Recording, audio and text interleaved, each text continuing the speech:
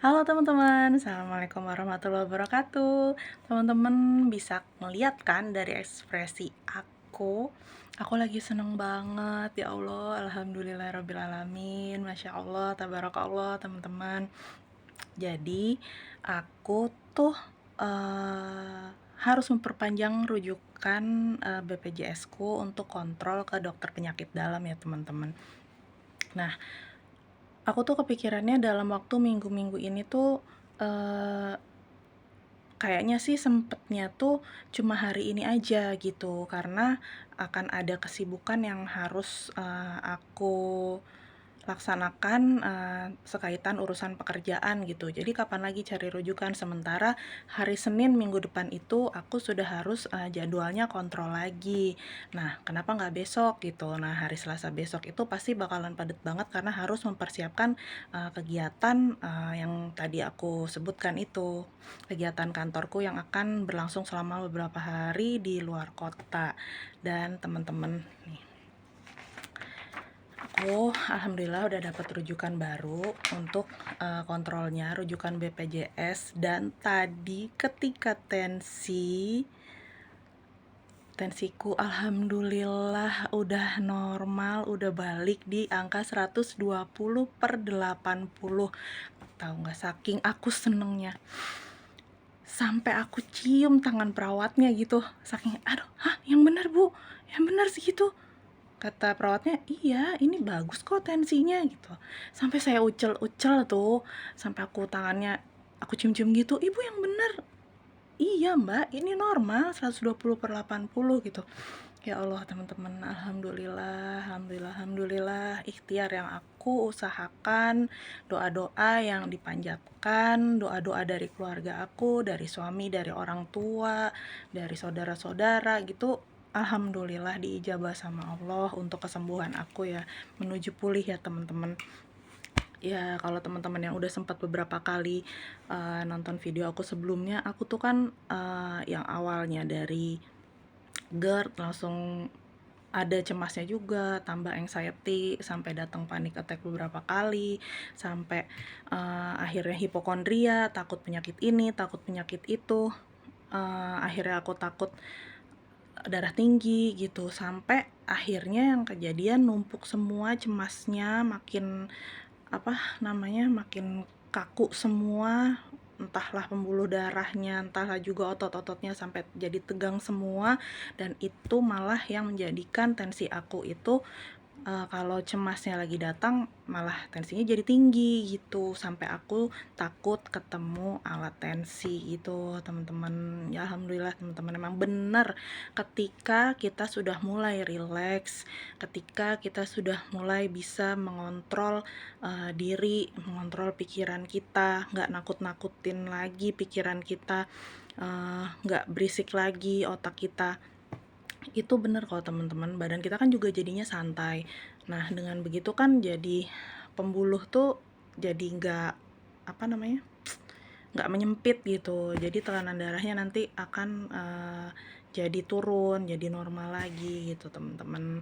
Nah, kalau aku tuh sampai, segala ikhtiar gitu ya, eee kalau untuk berobat, ya sudah aku jalanin yang tadinya GERD-nya dominan menyiksa, terus sekarang aku udah nggak minum obat lambung, tapi aku nerusin obat anti cemas, benzodiazepin, sama antidepresannya, dan itu sudah berkurang dosis, itu ikhtiarku. Terus yang pasti ya, berdoa, terus juga, eee, ngerubah pola hidup, sekarang jadi lumayan sering olahraga, terus pola makannya juga, lumayan dijaga, udah nggak terlalu makan sembarangan lagi. Terus salah satunya sih teman-teman ya, aku percaya banget nih, ini pisang kepok ya, ini sekarang jadi buah favorit aku. Katanya pisang kepok itu, punya kandungan banyak kalium yang bisa,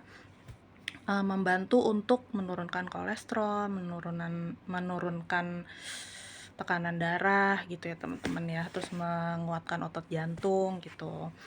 Nah, selain itu, aku juga belajar untuk, meditasi, menenangkan diri gitu, sering, nggak memang belum optimal sih teman-teman, yang kayak paling lama aku melakukan meditasi itu sekitar 5 menit. Ya gitu, ya aku itu nggak menjadi satu ritual khusus yang aku lakukan. Jadi kayak misalnya habis sholat, aku diem dulu, menenangkan diri dulu gitu, terus memberikan afirmasi positif, juga sedikit visualisasi, karena jujur teman-teman, susah untuk melatih konsentrasi untuk bisa selalu menghadirkan visualisasi dan memberikan afirmasi positif. Itu susah banget dan memang harus dilatih gitu. Dan juga aku sekarang sih menerapkan kayak gini teman-teman ya, bukannya gimana ya, bukannya aku membanggakan atau gimana, cuma memang ini real banget karena aku lihat setiap harinya itu bapak aku yang umurnya itu kan sudah tidak ya sebentar lagi tuh masuk kategori lansia gitu ya kalau menurut WHO gitu kan. Sekitar berapa sih lansia tuh 65 ke atas gitu ya. Tapi bapakku itu sehat gitu, badannya, fisiknya tuh kuat dan lebih kuat dari aku. Aku ngelihatnya itu selain rajin sholat malam dan tadarus, aku ngelihat bapakku itu selalu kalau mau mandi itu selalu baca doa. Entah baca doa, baca sholawat, sama baca doanya juga ada bahasa Indonesia atau bahasa Jawanya gitu. Nah, itu kan juga yang dilakuin kalau mau mandiin anak-anak aku gitu ya. Terus kemarin aku sempat lihat di salah satu YouTube channel pengembangan diri juga sih.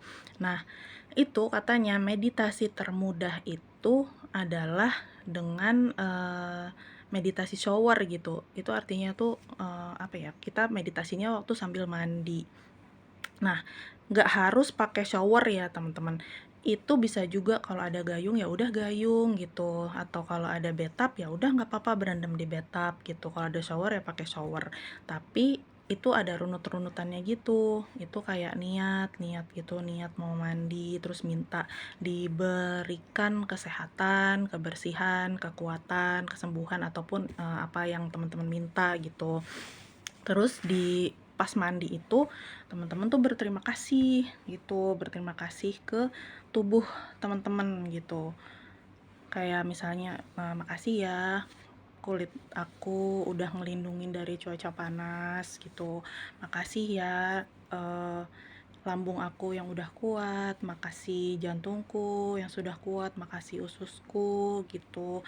Ya pokoknya kalian berterima kasih sama tubuh kalian sendiri, karena eh, dari apa ya, dari salah satu sumber yang lain lagi, saya dengar tuh sebenarnya mungkin rasa sakit yang ada di badan kita itu bukan karena virus atau bakteri atau kuman apa gitu.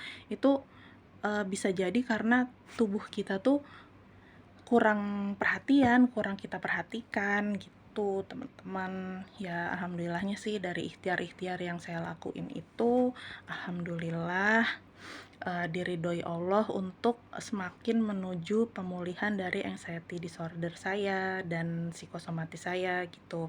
Oh ya teman-teman, ini saya kondisi hari ini eh ya mungkin kalau saya belum mengkonsumsi obat-obatan psikiater dan belum apa ya, belum menerapkan teknik relaksasi atau meditasi, itu pasti saya udah kelimpungan gitu. Hari ini tuh rasanya agak nggak enak di apa sih, sedikit nggak enak di dada gitu ya. Tapi ya udah, itu karena tadi saya batuk-batuk, udah saya mikirnya ya gitu aja, nggak karena ini karena itu karena anu gitu.